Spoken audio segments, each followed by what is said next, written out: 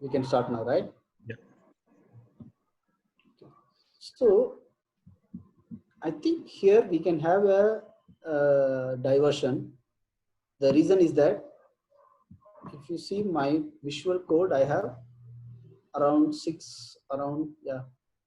eight programs. We have seen RSA from scratch and basic encryption and decryption.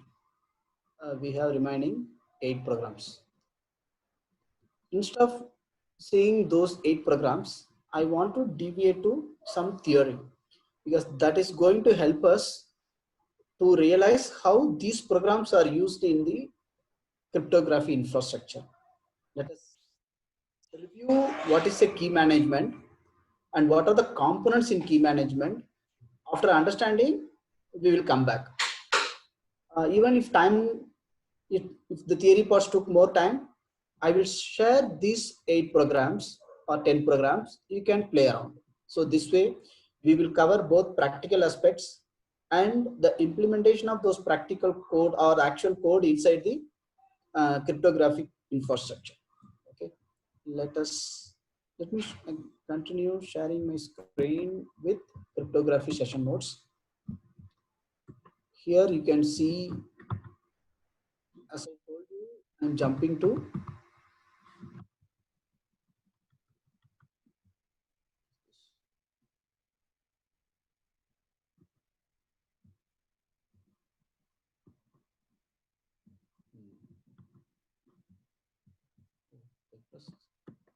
key.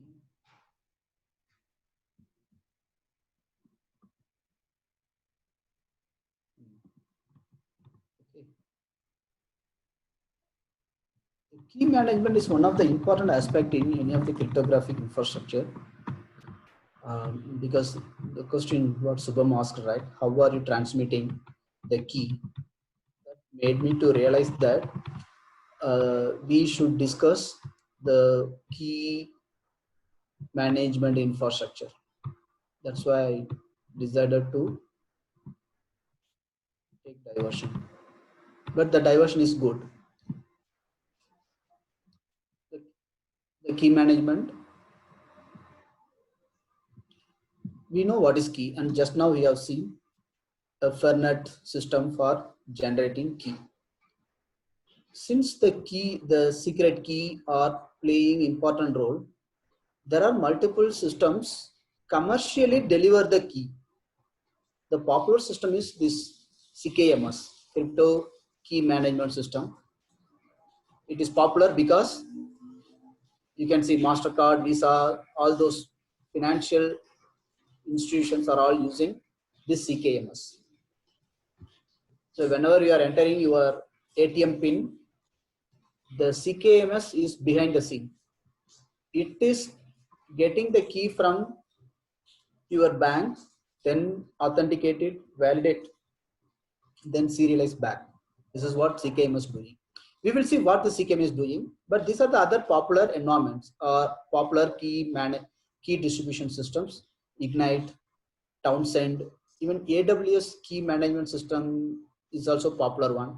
Then there is Google Titan, then Warmetric, IBM Security, even Microsoft has its own system. These are all theory I'm not going to cover here.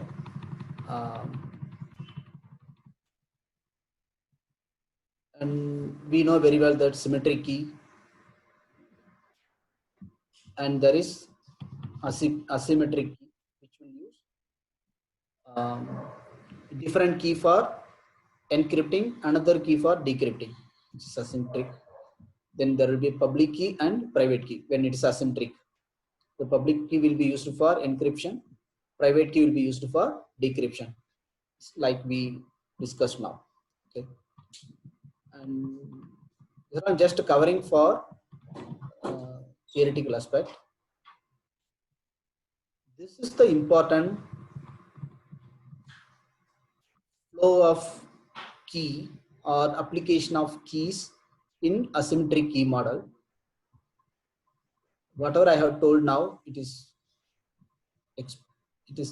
depicted using a image picture. You can see here the cipher text is decrypted using combination of public key and private key. And what we are going to see now is the important aspect, important concept we should know. This is called key management process, where we have key management infrastructure, certificate authority. KEK means key encoding. KEK means key encryption key.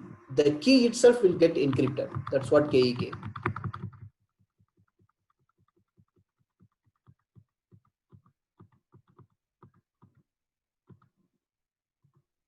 And so you see the flow here.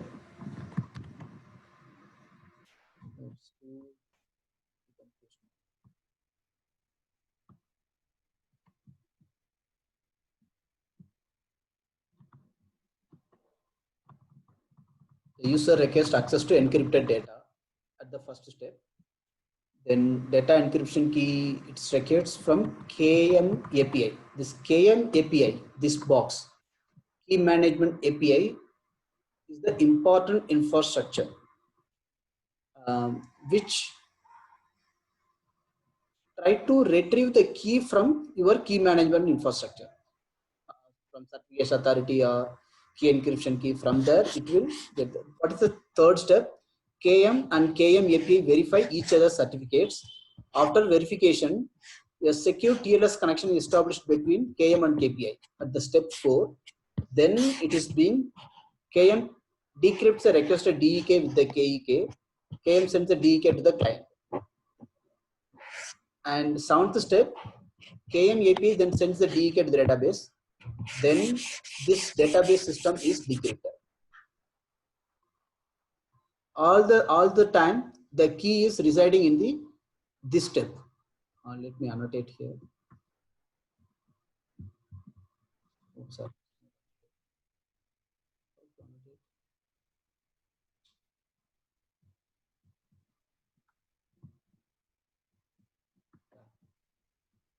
So this step, this key management system or key management infrastructure is keeping your key. Without that key, you cannot decrypt your information, either your database or your file system or your serialization system, storage, whatever it is, you cannot decrypt. So when user requests a encrypted resource, the encrypted resource will send request for the key to the key management API. Does it make sense here? Any question here? Because if you don't understand this, the other programs will be difficult to understand. So it's basically the key management has all the keys. You use that API. So the management you talked about, let's say it's AWS or IBM or whatever it is. So from there we get the key, and so that's where encryption happens. And again for decrypt, this API comes in and we fetch the key from there. Exactly, that's the Okay. correct understanding. Yeah, CKMS, Ignite, AWS, Titan.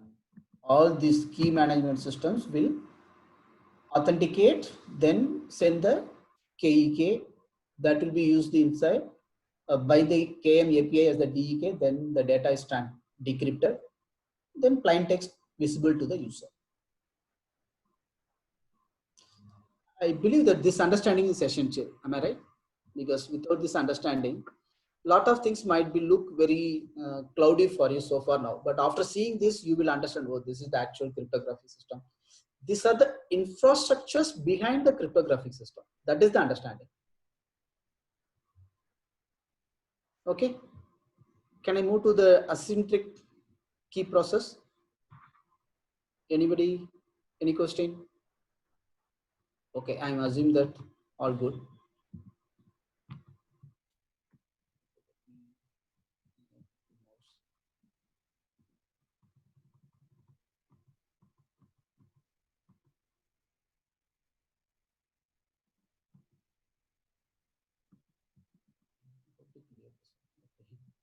We are all drawing. Okay. This is asymmetric process. See, the image is same as what we have seen there, but the explanation is different.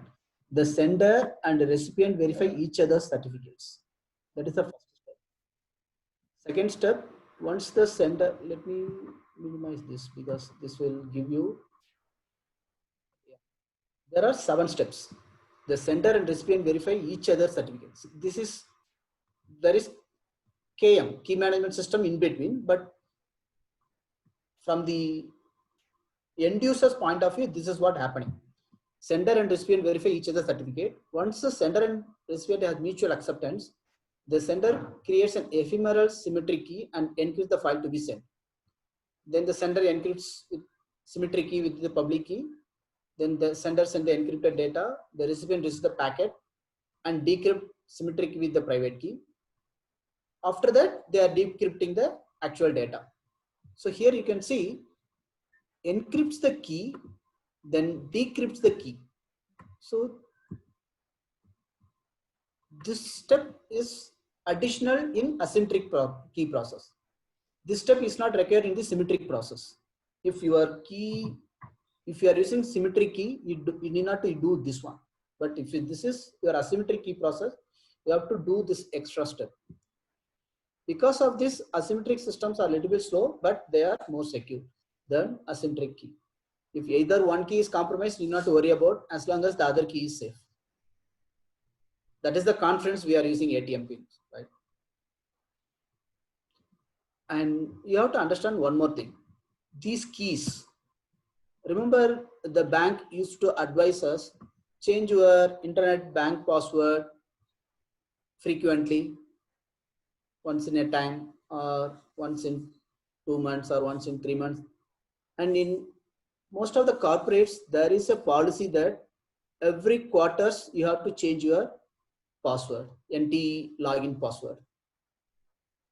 I hope you might have experienced that. It will, you will receive an email. Your NT login password will expire in 15 days. I am receiving for the past 3 days. Okay, so this kind of, when you are using asymmetric key, you cannot keep the keys same key for a long period of time. I will tell you why in the hacking instances situation. There is a problem. If you keep your password unchanged for more than 6 months, it can be compromised. I will tell how. But let us see. Because of this one, there is a concept called life cycle of key. Usually the key is generated, then pre-activation steps are being done. What are those steps? Key is generated and updated into your KMS, key management server. Then it creates an encryption key. Then the pre-activation, it can be either done upon creation or automatically or manually. So this key generated key being updated with the encryption key manager for tracking. And after that, key is activated, then that key is rolled over, meaning that it is being used. So post activation, the key manager should allow an activated key to be retrieved by authorized systems and users. So this is what happening after our key is activated. This is what happening any number of time, as long as we are not compromised with the key, we are using the same key for doing our transactions. And if we come to know that the key is compromised, it need to be revoked or it should be deleted. That time it cannot be used for even encryption and decryption. Upon revocation, key revocation, it can be reactivated. See, this line is very, very important. See, one key is compromised, so it is revoked. Then why we need to reactivate? If required by an admin for recovery purpose. The problem with encryption, if you encrypt an information using a key, it can be decrypted only with the associated private key or the same key. If the key is deleted, you lost the information. So if you don't want to lose the information, you have to keep the key. Even if it is compromised, it should be kept in a safer place, like escrow, maintain archive of deactivated keys for recovery and reconstruction.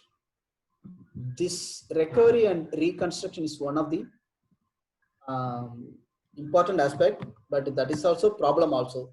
If the people in the recovery and reconstruction stage, or there are a lot of chances. That's the reason why the key management information infrastructure recruitments are heavily confidential.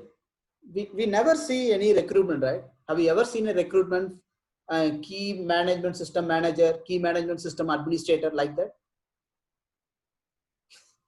Anybody have seen any advertisement for recruitment? We are recruiting for our key management system administrator. We have seen many system administrators, but we never never seen an advertisement. We are looking for KMS administrator, KMS database expert, or KMS programmer like that. Those recruitments will not come. Okay. This key management system will help you to understand what are the infrastructure behind the scene which help us to implement a secure cryptographic system for our financial and other secure transmission. Any question here?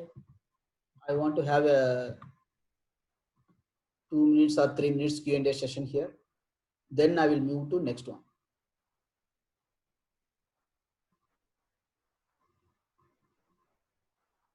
No questions?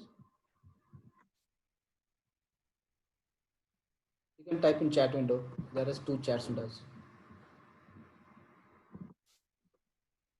Yeah, feel free to ask your questions. I am in the chat window waiting for questions. Okay, cool. Okay, if no more questions, let me continue with the next concept. Next concept is like a theory, so I want to go back to hands-on, because now we have seen the KMS, right? Key management system. Now we are going to see the components, actual programming components with other programs. Okay. You can see here key storage, authentication, AES. Before that, remember we have seen RSA from scratch without using any libraries. Let us see an RSA algorithm using library. You will see how simple it is.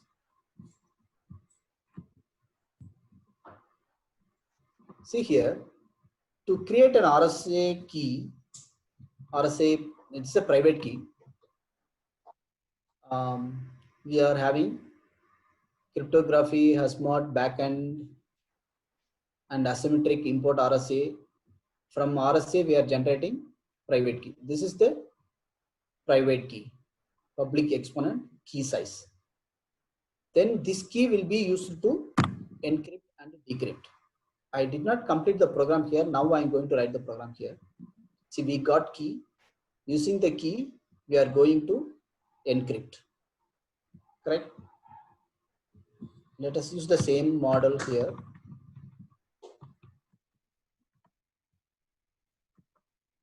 After you got the key, this is public key, right? We should have.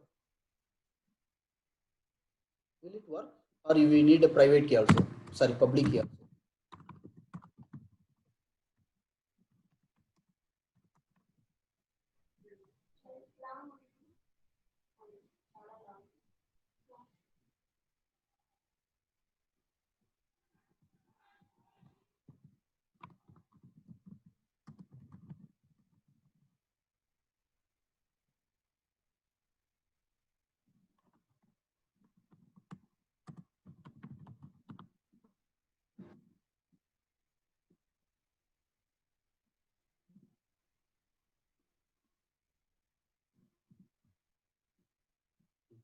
This is not our house mode system. Let us see here, no problem. Let us use the same key. Let us use the Fernet system for the key. Then let us continue the same thing. How it is working. Input out.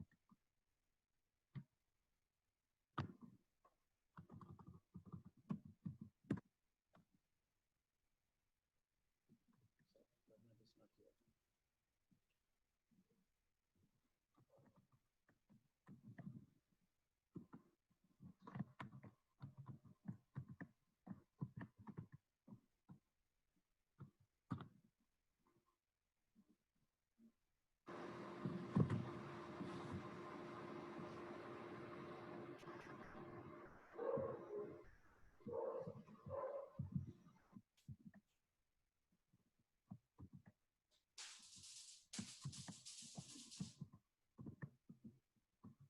Okay.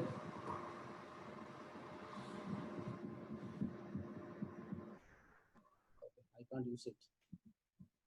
I can't use this private key for Fernet, so I'm not going to experiment that one. Just I will display you the private key only. So this is how we are generating RSA private key. Very simple algorithm. The public exponent, it should be large enough such that hackers cannot break it. There is another instance because of the smaller public exponent that we will discuss later. So why I'm discussing this one is it is a lot easier when we have this kind of public key and private key uh, from RSA.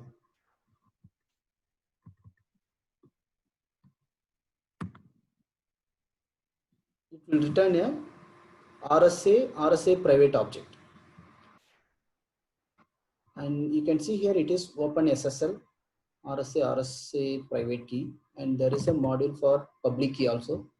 Then we will use that function for encrypt and decrypt. But before we will see that RSA later, that I want to show you the other steps like authentication and two-way authentication, then key storage. We will see these three concepts because these are the things we covered in key management system. Right? Let us see how the key storage, key storage is happening. For that, there is another module called script, SCRYPT script. This script module is used to derive and get it stored. So if you want to store your key, that should be moved or that should be scripted over script. Then it can be stored. This KDF can be stored. We can directly store the key. So this is the step we need to do. Store any key. You can here also you can see there is salt and there is a length of key. All those things are being used here. And this password is being stored. And this script can be used for verification also. That is the power of storing, because if you mean key storage, it should be able to generate, that is derive step. If necessary, it should be able to derive. So these two operations are being done at this stage.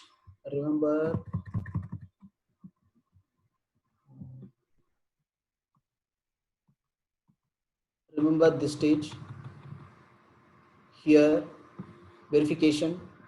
After verification at 3, KM and KM API verify each other's certificates. This verification is happening after storing your key. That storing is enabled with the help of script in cryptography.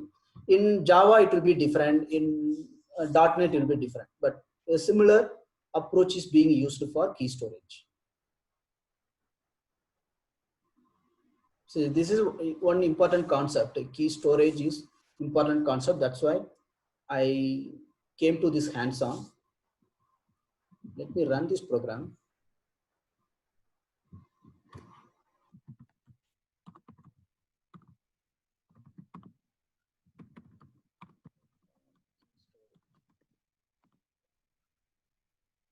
sorry,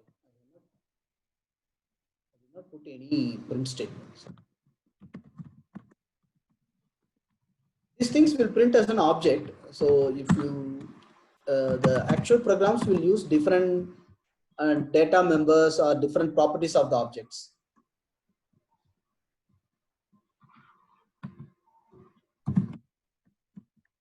Here also I'm printing key. Here also I'm printing key after verification. Let's print the KDF also. Let's see what the KDF is having.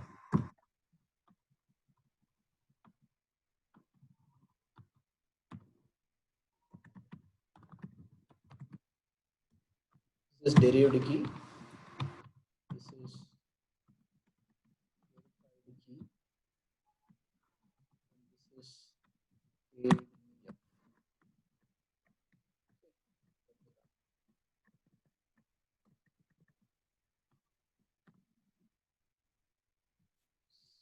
You can see here, this is verified. Derived key and verified key are same, obviously. And you can see here, this KDF is an object of this type, script type. And this is the key. Now I will tell you how to learn or understand this kind of objects. Take that one. The documentation is the correct one. Again, you can see here it is coming to documentation only. The script function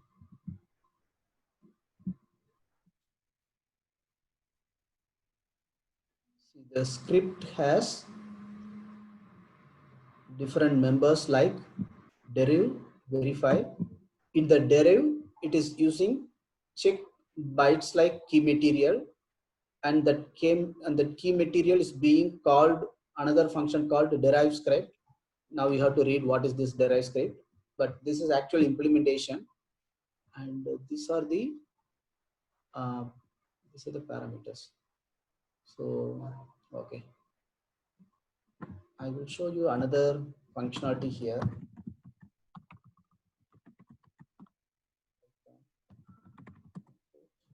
Copy this function.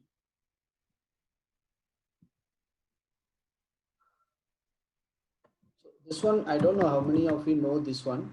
Just I want to show this. After importing this one, if you put dir script, it will display all the functions, all the members inside that script object. You see here, it is having all the underscores are standard things. So I'm not going to cover them. Capitalize, case fold, center, count, encode, ends with, see this encode, and there will be strip swap, upper zfil. There will be starts with, I'm looking for another function. Partition, make trans. So make trans, and yeah, this D code. Okay, D is not here.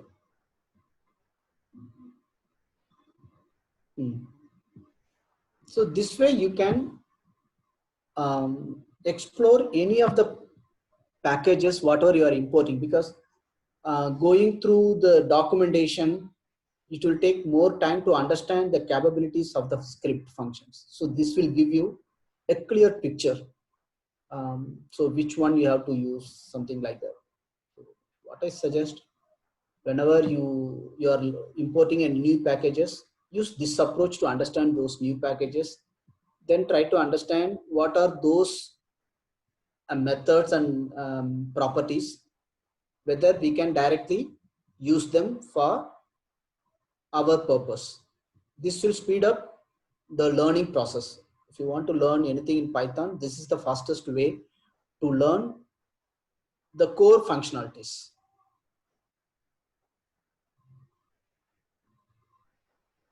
Okay, this one concept will be always useful for all of you.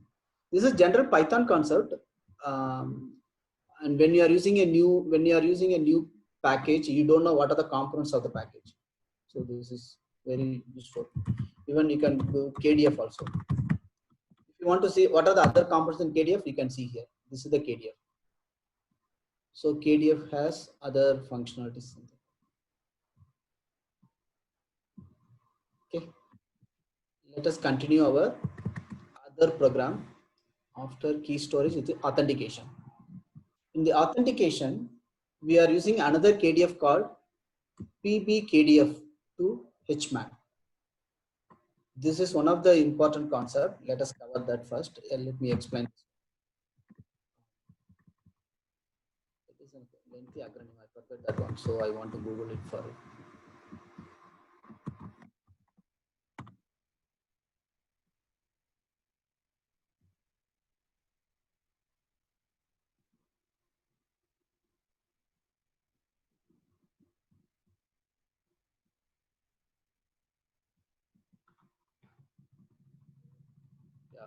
Yeah.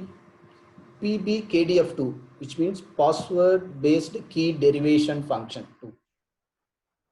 This function is typically used for deriving a cryptographic key from a password. So it will derive a key from a password, given password. And it may also used for key storage, but an alternative key storage KDF script is generally considered for better solution. So PBF will be for authentication, script will be for key storage. So this is how this key storage function, sorry, the authentication function is used to authenticate. In this case, I'm using Poly 1305. After you after you encoded your key, that key is authenticated. The key is created with the P, which is a Poly 1305 authenticator, then authenticated. This is updated and this is verification. So there will be update and verify, 2 steps for performing authentication. And again, this authentication is also being done at this stage when you are doing at this authentication stage where fourth step after verification is secure connection. Verify each other. This is third step. Here, here it will happen. Authentication will happen.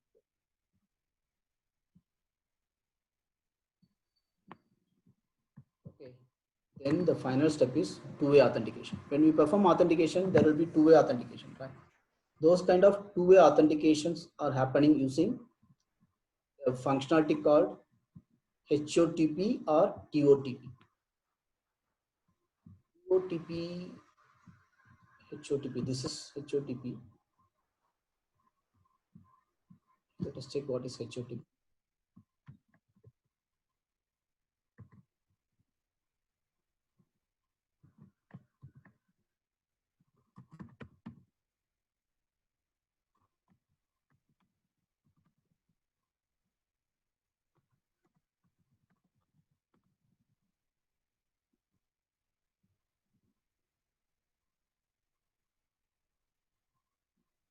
This module contains algorithm to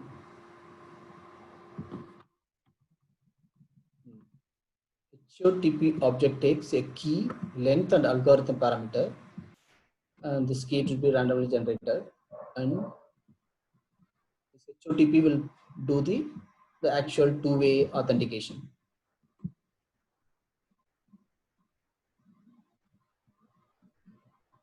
If you want to do two-way authentication, you can call this HOTP function by sending the key and length and for algorithm.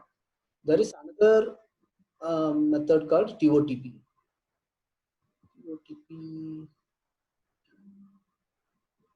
But this concept is, I will come to TOTP. Whether it is HOTP or TOTP, this is the actual authentication. When sometimes you used to see the URI, right? What is called the QR code. Those kind of authentications are happening using this URI of HOTP. You have to convert that get provisioning URI, HOTP.getProvisioning URI or TOTP.provisioning URI. This URI will be used by the QR code. Because many times we used to scan with the QR code. Right? This is the actual infrastructure behind the QR code, because they are getting provisioned URI. URI, unique resource identifier. So where in the server that actual QR code is being stored, that URI will be converted. It's actually authenticated using HOTP. So the HOTP will authenticate and then generate the URI.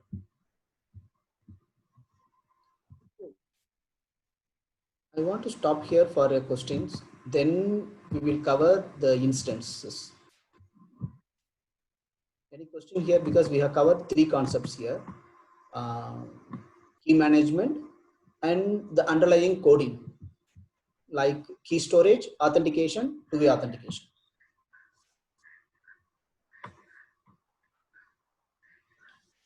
Any question, team? You can ask the question in chat window. All good, no questions? I have one question, just quick question. Like, if I will do hands-on, so how many during runtime I will know, like in Python, if I am getting error, or any prerequisite package is required? Like you have said, now for cryptography. Apart from that, any prerequisite? I recommend cryptography alone. Stick to cryptography since you are new to Python.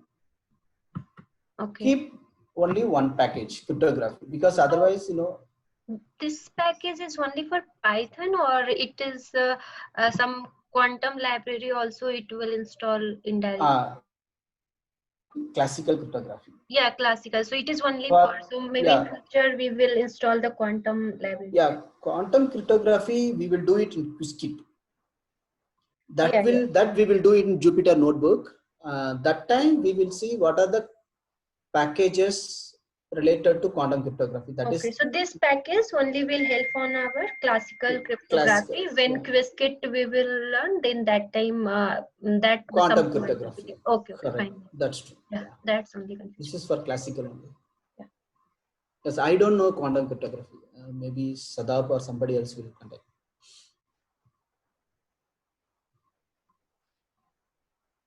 Any other questions?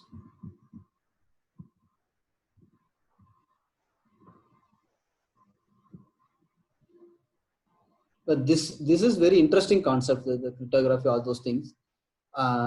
We are practically using them, but we don't know what is happening behind the scenes. When we explore these things, we will, oh my God, this is what happening actually. That's really good feel. Like owning a car and learning car mechanical. Okay, can I continue with some interesting instances happening in the hacking or security world? You might be knowing most of those incidences, but still, for explaining the other concepts, I will cover those instances, because that will help to realize what are the components just now I showed, how they are important. Okay, just a quick time check now. We are closing around 6.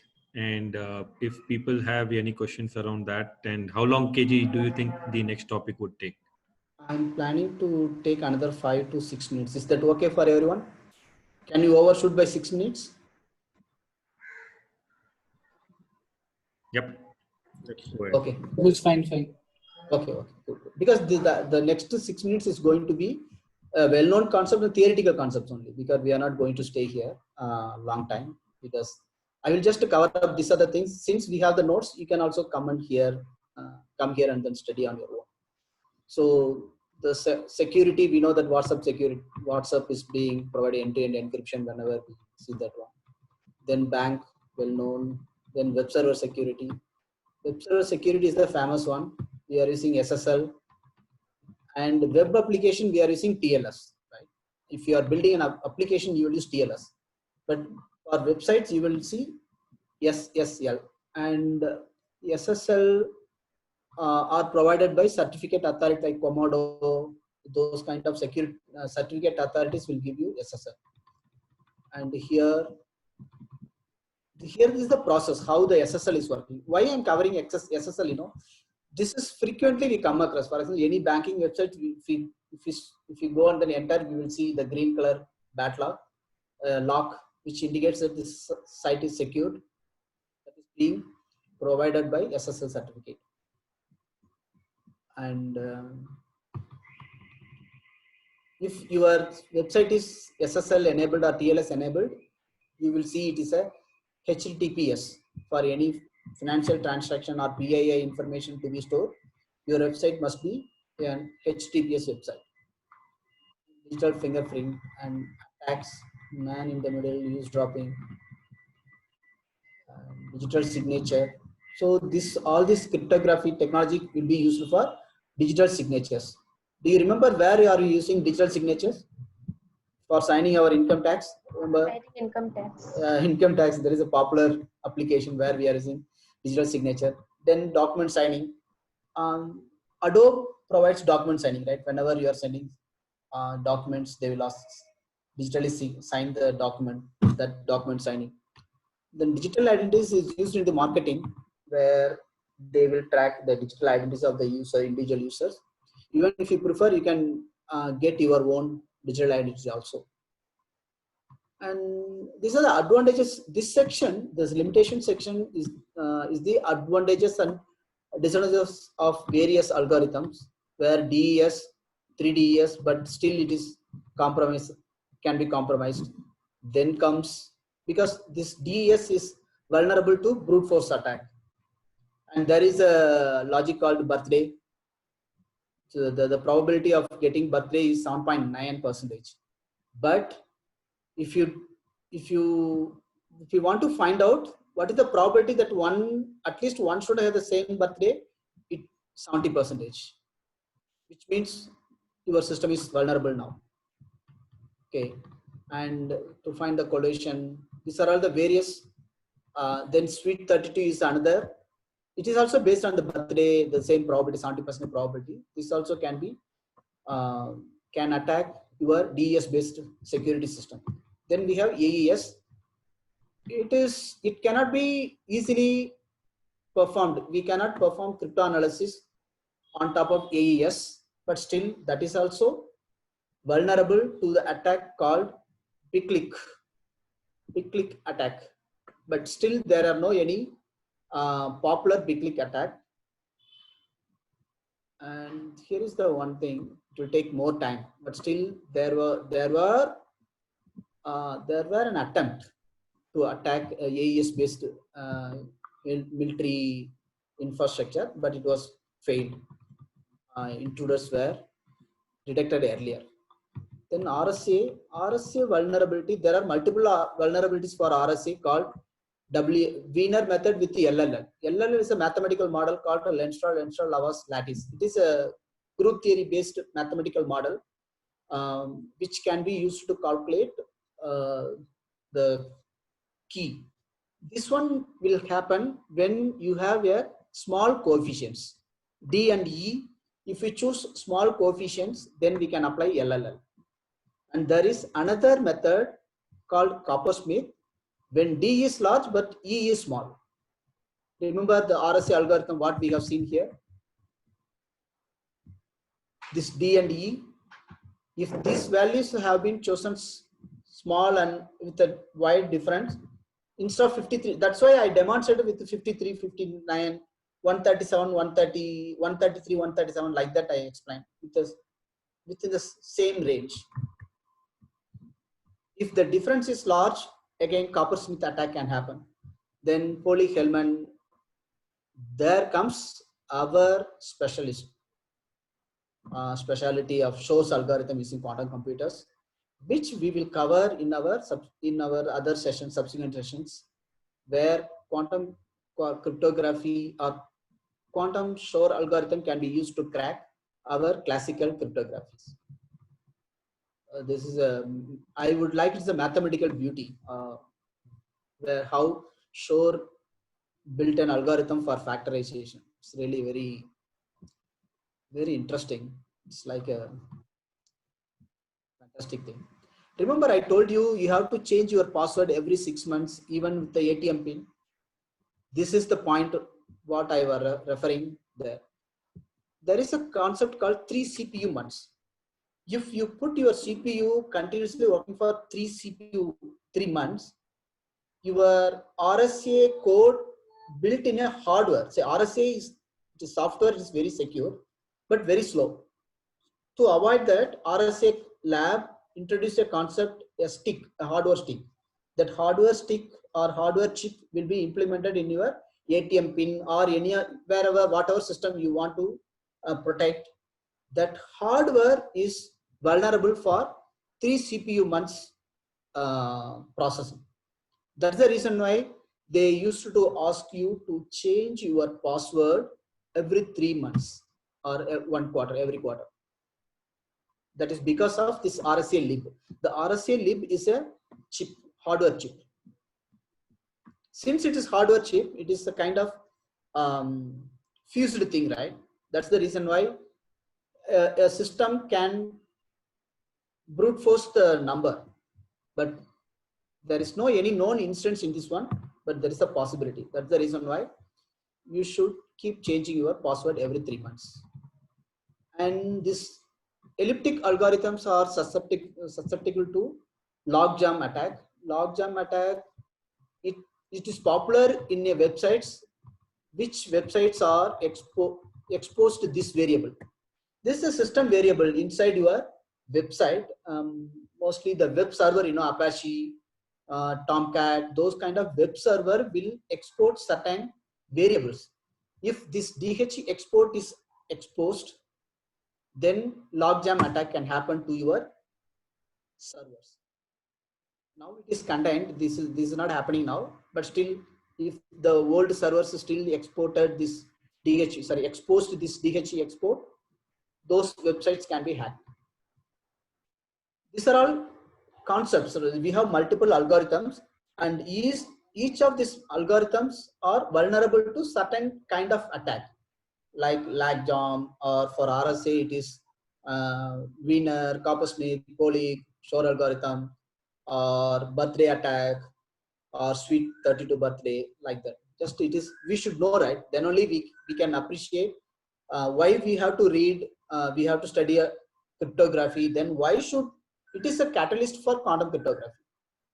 Since classical cryptography have these kind of vulnerabilities, we should move to quantum cryptography.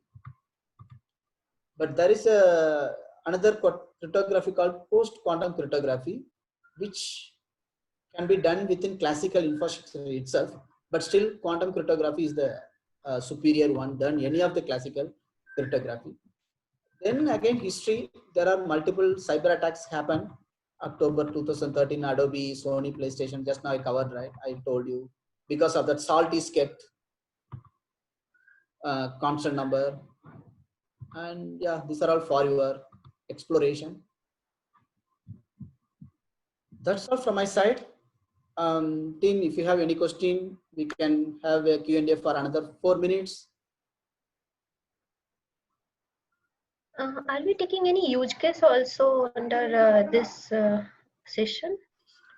Any use case like related to finance, cryptography, not quantum finance, like cryptography in finance or any another organization like? I think considering we have four weeks, right? Now we have to cover quantum cryptography. So considering that one, this use case will be announced as a of the discussion sessions. So we will keep that in one of the notes. I will discuss with my team and then try to put it as a what is called a homework kind of thing. Okay.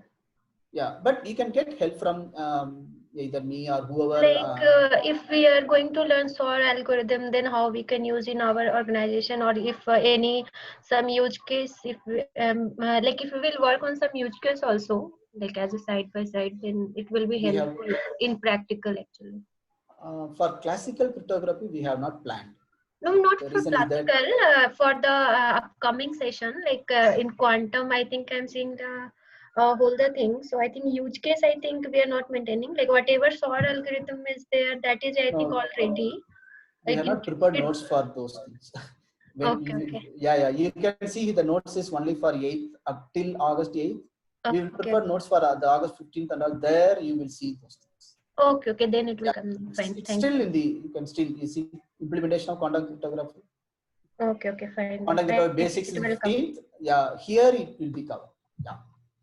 Yeah, Okay. that's a good question. Yeah, because that will make others also clear about what they are going to learn in upcoming weeks.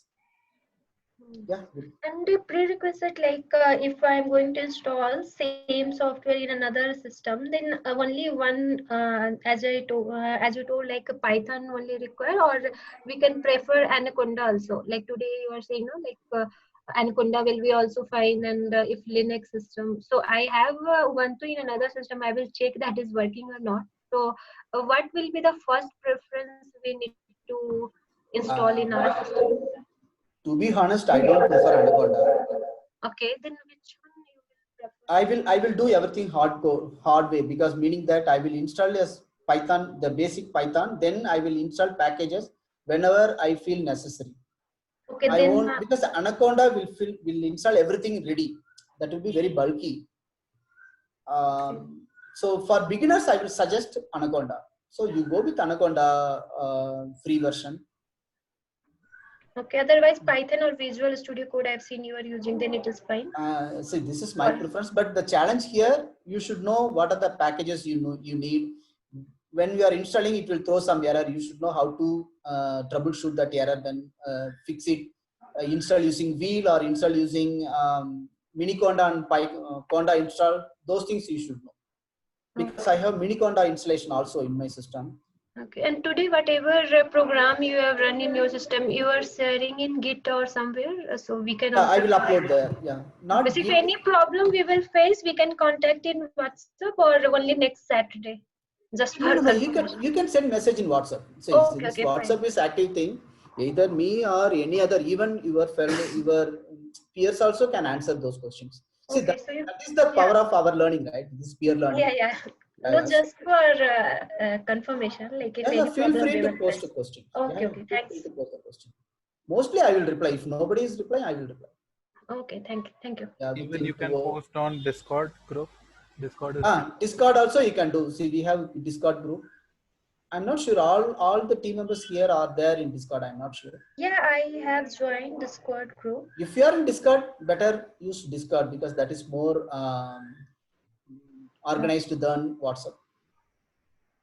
Put the question in WhatsApp, sorry, Discord, then send a message in WhatsApp that I put a question in Discord. Okay. Yeah. Okay. Anything else? Thanks, team. Great. We enjoyed the Saturday evening with the cryptography and then some hands-on demonstrations. Let us meet next week. Yeah, Thank you. Next week, team, we will have Professor Urbasi from RRI, Raman Research Institute. She is the professor for light matters and working on the cryptography, quantum cryptography. We are excited. Let's see what. She's going to introduce us to the quantum cryptography world. Till now, we have learned cryptography. Starting next week, we'll have the quantum cryptography started. At the end of the sessions, we will have the hack series. That is where we will take a practical problem, real life problem, and try to solve them. Right. So that is the benefit or the beauty of this whole session. Thank you, everyone. Thank you. Thank you, everybody. Have a great